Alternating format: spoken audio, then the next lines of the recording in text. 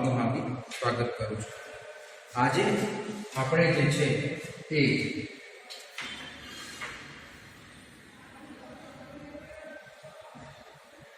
Making outside function inline આ જે છે એ થિયરી આજે જોવાની છે।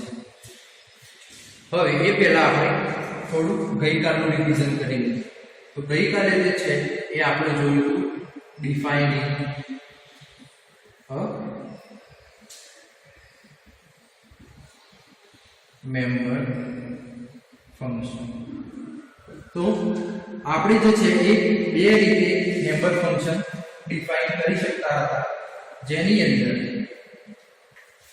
પહેલા જે છે એ એક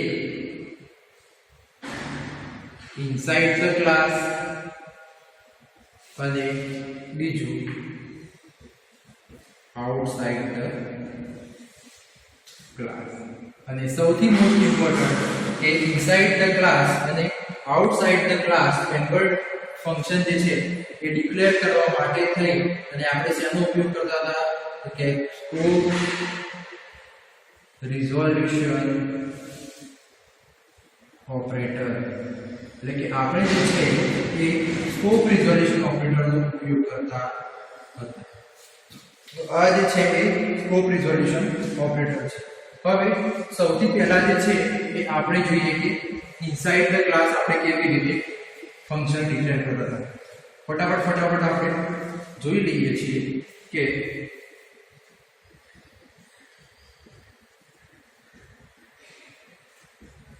ઇનસાઇડ ધ ક્લાસ તો એની અંદર આપણે સપોઝ કે લખીએ કે ક્લાસ ટેસ્ટ, અહીંયા હું લખું છું ઇન્ટીજર a b, અહીંયા હું લખું છું ઇન્ટીજર સમ,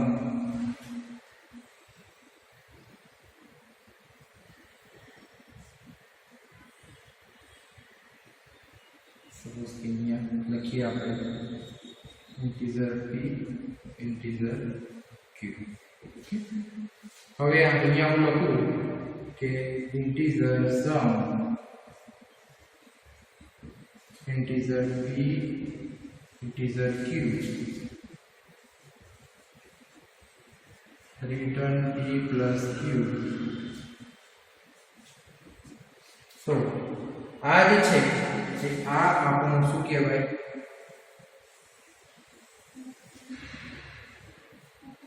આ જે છે એને કહેવાય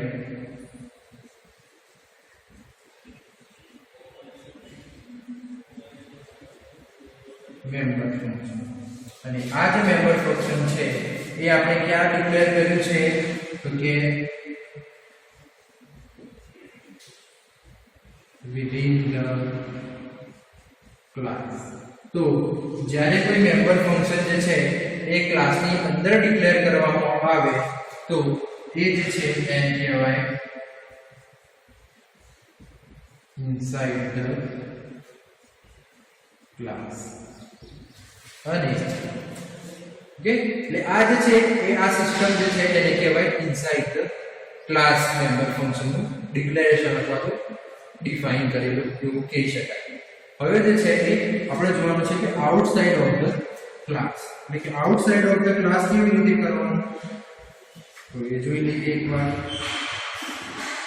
કે જ્યારે આપણું ફંક્શન જે મેમ્બર ફંક્શન જે છે એ ક્લાસની બહાર લખવામાં આવે તો એને શું કહેવાય તો કે આઉટસાઇડ ઓફ ધ ક્લાસ। એટલે કે જ્યારે આપણે કોઈ મેમ્બર ફંક્શન જે છે એ ક્લાસની બહાર લખીએ, સપોઝ કે અહીંયા આપણે લખીએ છીએ outside of class, એટલે કે આઉટસાઇડ ઓફ ક્લાસ લખવા માટે આપણે શું સ્કોપ રિઝોલ્યુશન ઓપરેટરનો ઉપયોગ કરીએ છીએ। દાખલા તરીકે આપણે એ જ લખીએ કે ક્લાસ ટેસ્ટ, અહીંયા હું લખું છું ઇન્ટીજર a અને b, અને આપણે જે છે એ ફંક્શન અહીંયા ડિફાઇન કરી દઈએ કે integer sum integer p integer q. Okay, હવે જે છે એ અને અહીંયા હું લખી દઉં છું કે c આઉટ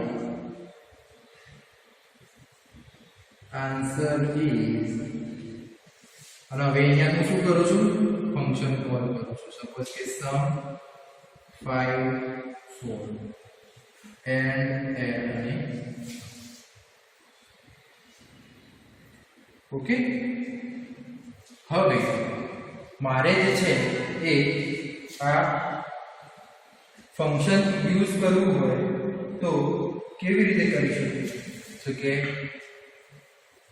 ઇન્ટીજર ટેસ્ટ, આ શું કહેવાય, સ્કોપ રિઝોલ્યુશન ઓપરેટર, અને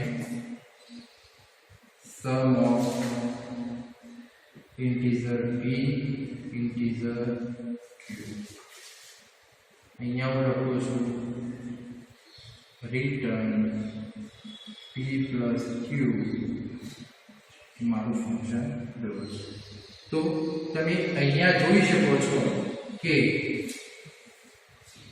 આ જે છે એ શું છે,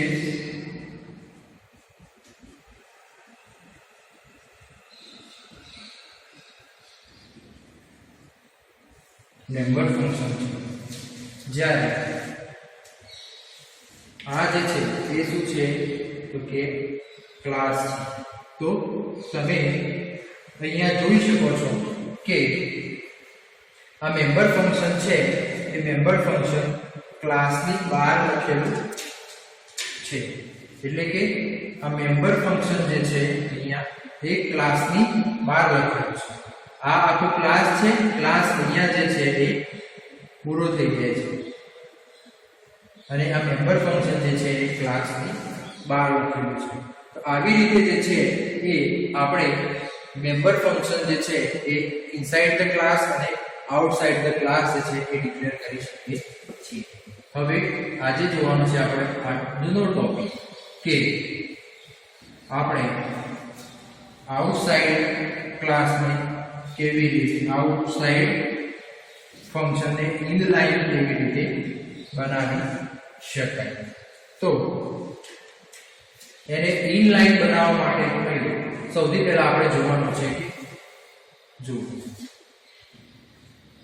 the function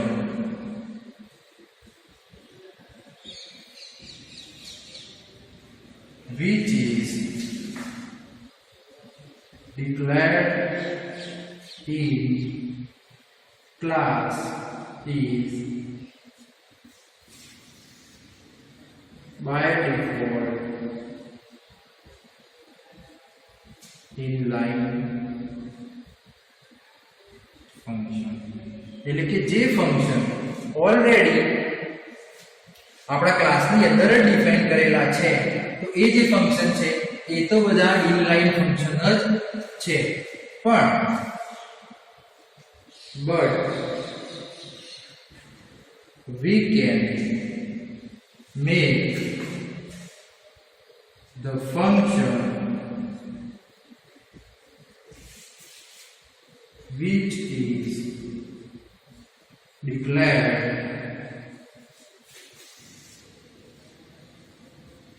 outside the class inline. એટલે કે જે ફંક્શન ક્લાસની બહાર ડિક્લેર કર્યું છે એને પણ આપણે ઇનલાઇન ફંક્શન છે એવું કહી શકીએ, અથવા તો એને ઇનલાઇન ડિક્લેર કરી શકીએ. પણ એના માટે જે છે એ ફરીથી આપણે જે છે એ શું યુઝ કરવું પડશે તો કે સ્કોપ રિઝોલ્યુશન ઓપરેટર. ઓકે, એટલે કે જે ફંક્શન આપણે ક્લાસની અંદર જ ડિક્લેર કરીએ છીએ તો એ function by default inline function જ કહેવાય છે. પણ જે ફંક્શન આપણે ક્લાસની બહાર ડિક્લેર કરીએ છીએ તો એને પણ આપણે ઇનલાઇન ફંક્શન તરીકે યુઝ કરી શકીએ, અથવા તો એને ડિક્લેર કરી શકીએ યુઝિંગ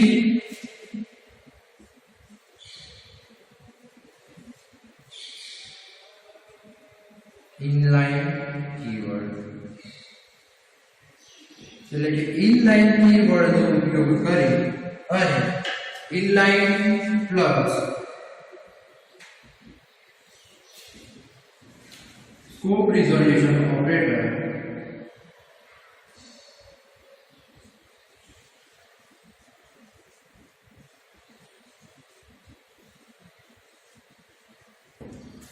કોઈપણ ફંક્શનને આપણે ઇનલાઇન જે છે એ કરી શકીએ અથવા તો ઇનલાઇન એને બનાવી શકીએ.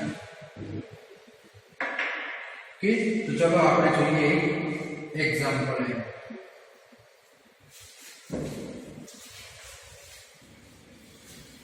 કે ભાઈ આપણે કોઈ પણ ફંક્શન જે છે એને બહાર ડિક્લેર કર્યું હોય તો એને ઇનલાઇન આપણે કેવી રીતે લખી શકીએ.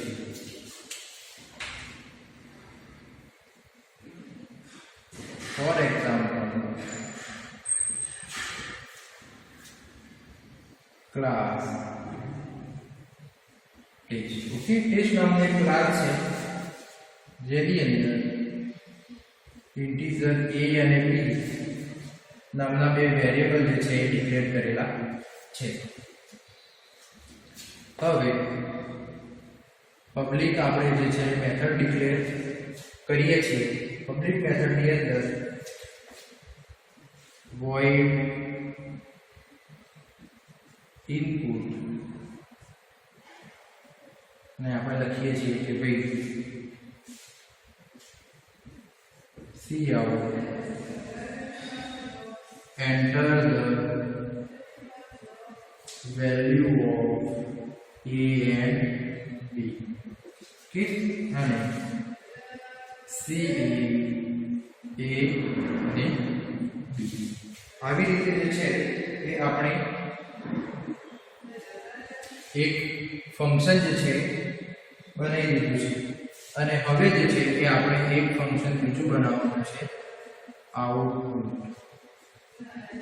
void out ને આપણું ફંક્શન અહીંયા ક્લોઝ છે.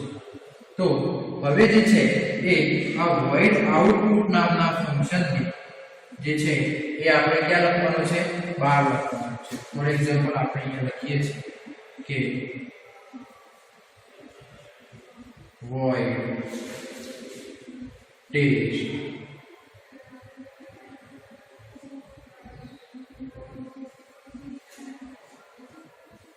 output ને અહીંયા આપણે લખીએ છીએ કે cout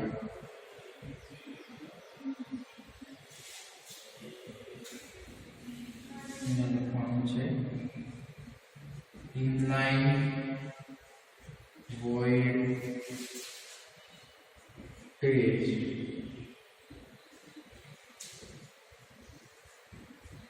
output અહીંયા લખવાનું છે કે cout the value of a અને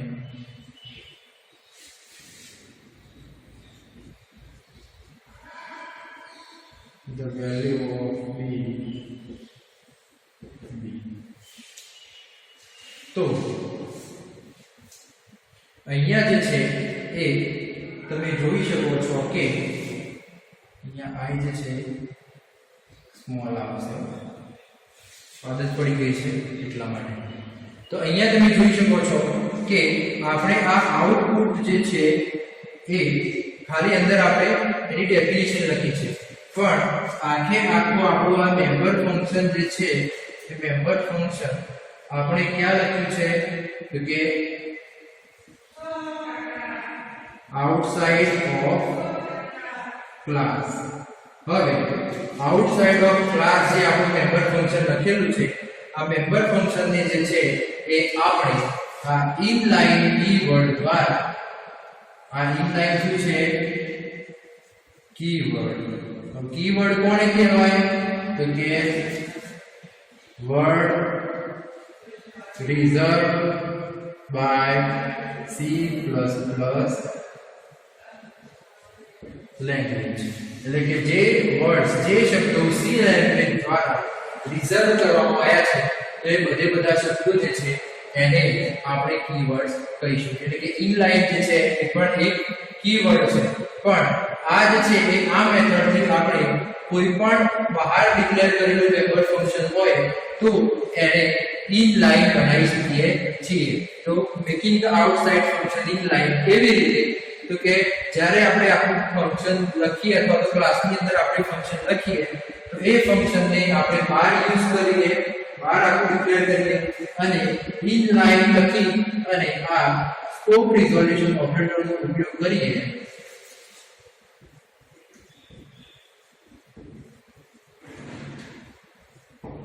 તો એ જે ફંક્શન છે એ આખું ફંક્શન એ ઇનલાઇન બની જાય છે. બહારનું ફંક્શન પણ ઇનલાઇન બની જાય છે. ઓકે, તો આવી રીતે જે છે એ આપણે કોઈ પણ બહાર ડિક્લેર કરેલું મેમ્બર ફંક્શન હોય તો એને આપણે ઇનલાઇન બનાવી શકીએ છીએ. હવે આપણે જોવાનું છે કે nesting of member function.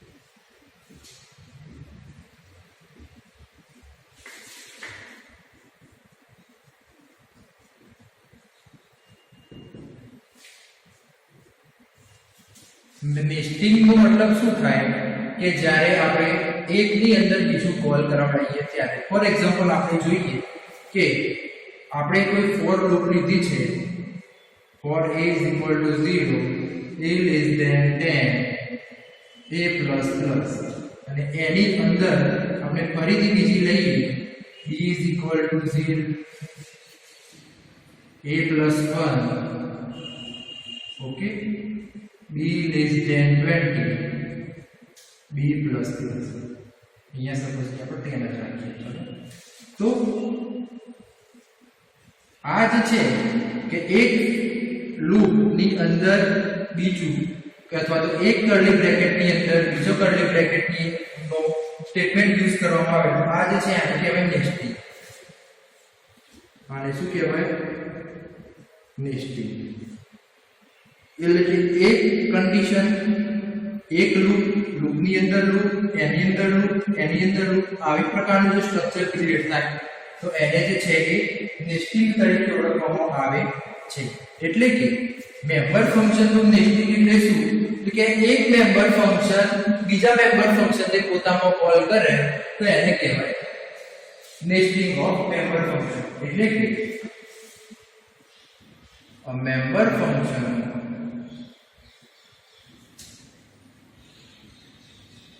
called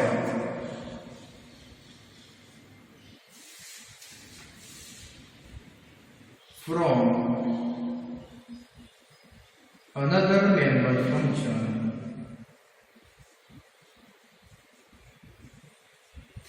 then of same class is known as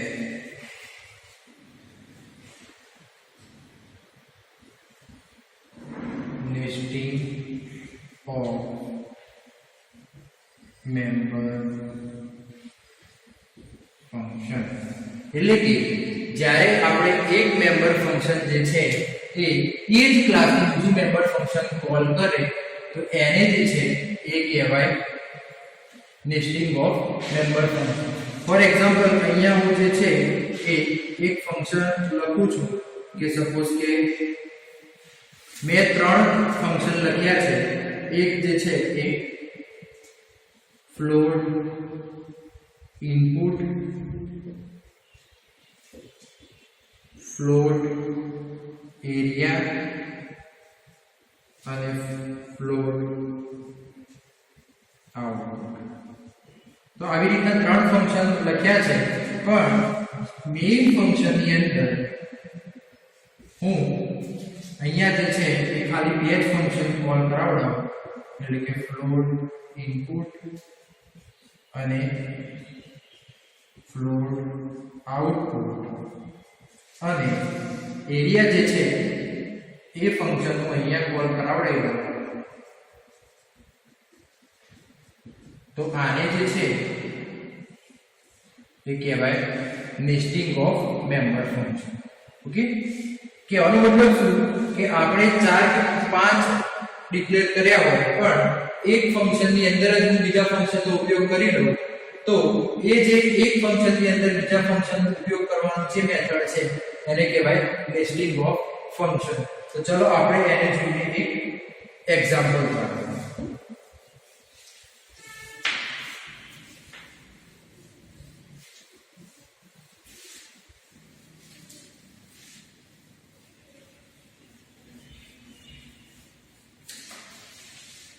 તો આપણે અહીંયા લઈએ છે સપોઝ એ ક્લાસ સર્કલ. ઓકે, તો ક્લાસ સર્કલ ની અંદર આપણે લઈએ છીએ ઇન્ટીજર r. એટલે આ પ્રોગ્રામ શેનું છે તો કે એરિયા ફાઇન્ડ કરવાનો છે. તો પબ્લિક, હવે અહીંયા જે છે એ આપણે void get radius, પછી void display area અને float area આ નામના 3 ફંક્શન જે છે એ ડિક્લેર કરીએ છીએ. હવે ઇન્ટીજર સર્કલ સૌથી પહેલા જે છે એ શું છે get radius નામનું void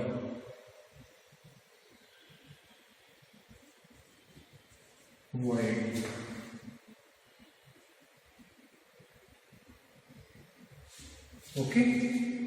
તો સૌથી પહેલા શું કરવાનું છે કે રેડિયસ લેવાની છે, એટલે કે cout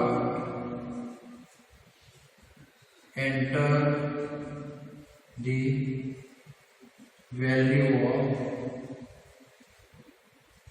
radius, એટલે કે અને c in આપણે r ની અંદર જે છે એ રેડિયસ સ્ટોર કરાવડાવીએ છીએ. હવે રેડિયસ આવી ગયા પછી જે છે એ આપણે શું કરાવડાવીએ છીએ તો એરિયા કેલ્ક્યુલેટ કરાવડાવીએ છીએ. તો હવે ફ્લોટ એરિયા, તો ફ્લોટ એરિયા ની અંદર શું કરાવવાનું છે ફ્લોટ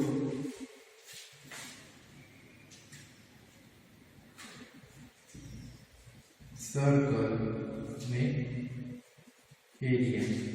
એરિયા ની અંદર રિટર્ન શું થશે તો return 3.14 into r into r. બરોબર છે. અને હવે આપણે શું છે void display area, એટલે કે void circle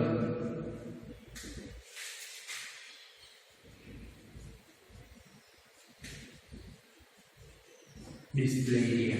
તો આની અંદર શું છે કે cout area of circle is, અહીંયા શું કરે છે એરિયા.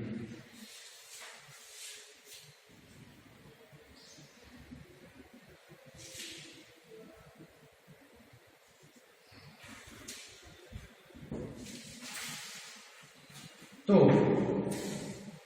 હવે તમે અહીંયા જોઈ શકો છો કે આ જે છે એ આપણે ફંક્શન કોલ કરાવડાયું છે. કયું ફંક્શન તો કે આ.